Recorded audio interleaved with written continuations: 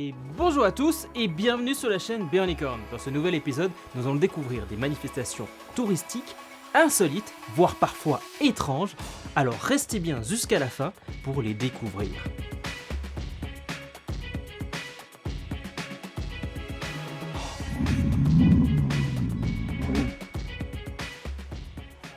Pour ce premier événement touristique sensationnel direction les États-Unis, en Alaska à Glacier View, où se déroule chaque année à l'occasion de la fête nationale du 4 juillet, le lancer de vieilles voitures depuis une falaise. Oui, vous rêvez pas, j'ai bien dit qu'ils lançaient des voitures depuis une falaise, et en plus ils les applaudissent quand la voiture atterrit.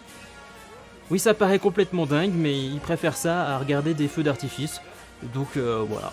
Donc si jamais vous passez par là, allez voir cet événement insolite parce que je pense que ça vaut le détour. Rendez-vous à Bad Königssee en Allemagne où avait lieu une course très atypique de chaises de bureau. Le but était de descendre le plus vite possible une piste de 200 mètres de long avec des obstacles, avec un équipement approprié.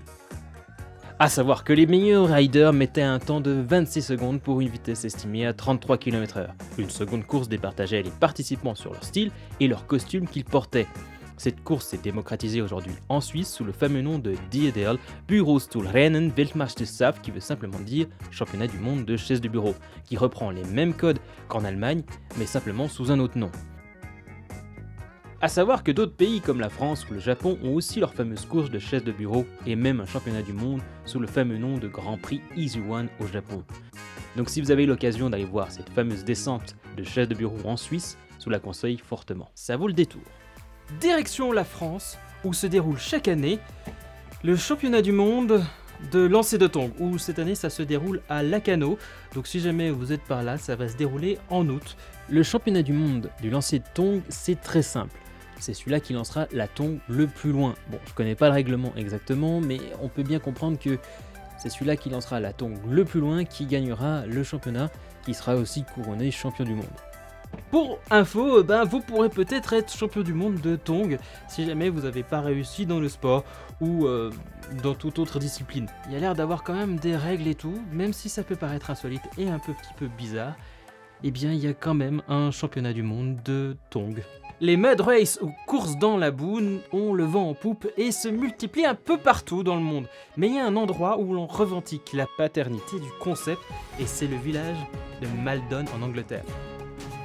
Il faut que je vous explique quand même cette fameuse course de boue. Il y en a un peu partout en Angleterre, mais celle de Maldon, petite ville au nord-est de Londres, sur la côte, est plutôt impressionnante.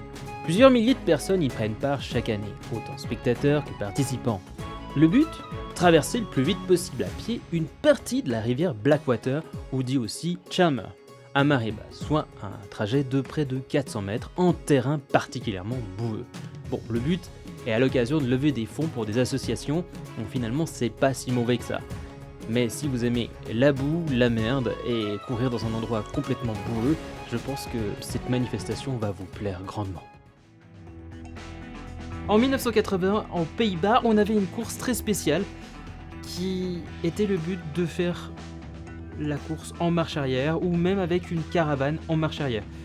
L'idée est complètement débile, dira-t-on, mais ça a bien existé. Aujourd'hui, il existe aussi une course qui s'appelle Raceback Camera, qui a été réalisée par Kia, et le but, c'est la même chose, mais aux États-Unis, de faire la course en marche arrière avec des voitures de course, sur un circuit. Si vous êtes nostalgique du passé et que vous aimez les vieilles voitures, cette manifestation devrait vous plaire. La rencontre mondiale des amis de la 2 chevaux. Un rassemblement de plus de 5000 voitures avec plus de 10 000 personnes qui sont présentes lors de cet événement, venant de plus de 40 pays différents. Cela se déroule tous les 2 ans dans un endroit différent dans le monde et cette année, ça se passera au Jura, en Suisse. Et dans la manifestation, on pourra retrouver des concours de beauté de 2 chevaux, un marché aux pièces détachées de la 2 chevaux, un musée de la 2 chevaux, des concerts, des stands de nourriture, le fun quoi. A savoir, la taille de cette manifestation, ça fait plus de 75 terrains de football, un mini parc d'attractions de chevaux quoi. Je vous mettrai en description tous les liens si vous êtes intéressé à aller voir ce rassemblement mondial de la 2 chevaux. Pour ce prochain événement, rendez-vous dans le Médoc pour le marathon des châteaux du Médoc qui se déroule chaque année. C'est un marathon un peu spécial où les participants à chaque ravitaillement ne vont pas recevoir de l'eau ou des produits pour s'alimenter ou s'hydrater, mais plutôt de la charcuterie et du vin. Bon bah je peux vous dire qu'à la fin, ils sont bien quand ils arrivent à l'arrivée.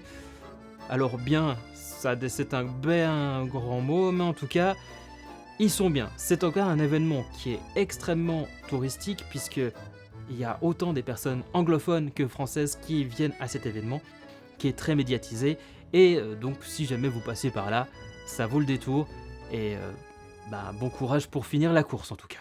Pour ce prochain et dernier événement touristique, rendez-vous dans les Franches-Montagnes, au Jura, à Seigne-Légier, donc en Suisse.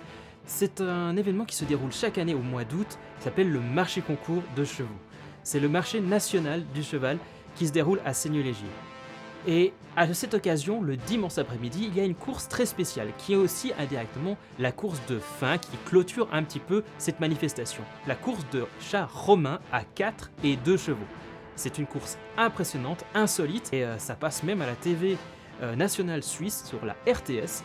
Donc si jamais vous avez été intéressé à regarder ça, vous pourrez soit le suivre via la télévision ou même en allant regarder sur place, prenant un ticket directement pour aller voir cette manifestation. Je vous le conseille pour l'avoir déjà vu. Sincèrement, ça vaut la peine de le vivre et le voir au moins une fois dans sa vie. Merci encore d'avoir regardé cet épisode jusqu'à la fin, et si vous avez aimé, n'hésitez pas à vous abonner ou même à mettre un petit like ou un commentaire, ça fait toujours plaisir, et moi je vous dis à bientôt pour un nouvel épisode.